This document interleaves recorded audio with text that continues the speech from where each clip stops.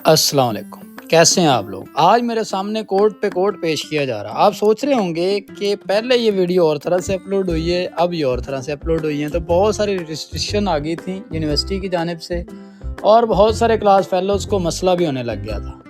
हम 21वीं सदी में रह रहे हैं, 2025 आ गया, लेकिन अभी हम वहीं के वहीं खड़े हैं। लोगों को ये लगता है कि कोई हमें कैमरे से निकाल के खा जाएगा या कुछ भी कर देगा। मुझे इस बात की समझ नहीं आती। खैर छोड़े, आज हमारे यूनिवर्सिटी में आखिरी दिन है और ये उसी व्लॉग को मैं दूसरी दफ़ा एडिट कर रहा हूँ। मेरे सामने बहुत सारे कोड पेश किए गए, वहाँ पे मैंने अपनी ओरिजिनल वाले व्यूज़ दिए और मेरे व्यूज़ को लोगों ने बहुत ज़्यादा एंजॉय किया।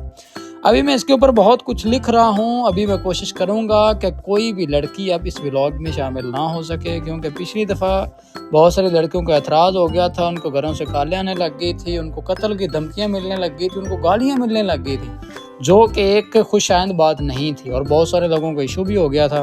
तो इस वजह से मुझे उनको रिमूव करना पड़ा। यूनिवर्सिटी के अंदर हमने बहुत कुछ सीखा भी, लेकिन बहुत कुछ गवाया भी है। मुझे ये लगता है कि जिस तरह से हमने बहुत कुछ सीखना था, इस तरह से सीख नहीं पाए। हमें बहुत बड़े बड़े मेंटोर मिले, लेकिन हमने जिस तरह चीज़ों को सीरियस लेना था, इस तरह सीरियस नहीं लिया और यूनिवर्सिटी का जो वक्त है वो ज़्यादा ज़ाया किया। लेकिन बहुत कुछ सीखा भी। लेकिन इंसान के अंदर हमेशा वो वाला एलिमेंट रहता ही है जिसके अंदर इंसान जो है अपनी कमियां ढूंढता रहता है।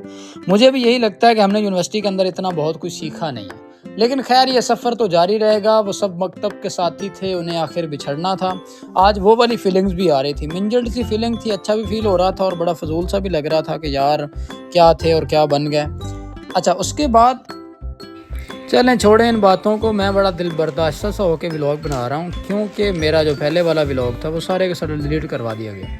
चलें जी, केक आ गया। केक का इंतज़ार कर रहे थे, काफ़ी देर इंतज़ार करने के बाद हमारा फेयर वाला केक आ गया है। केक आने पे डॉक्टर साकिब साहब उसे बहुत गौर से देख रहे हैं और ये भी सोच रहे हैं कि ये सेहत के लिए हानिकारक है, क्योंकि शुगर वो ख़ुद यूज़ नहीं करते, तो हमें भी अवॉइड करने का कहते हैं। उसके बाद मैं भी इस इंतज़ार में था। मुझे भी सामने बुलाया गया, बाकी बच्चों को भी बुलाया गया और कहा गया कि आप भी जब केक कटिंग हो रही हो तो उसे देखें और सीखें कि नेक्स्ट टाइम किसी का केक कैसे काटना है। किसी का केक काटने में वैसे मज़ा बड़ा आता है।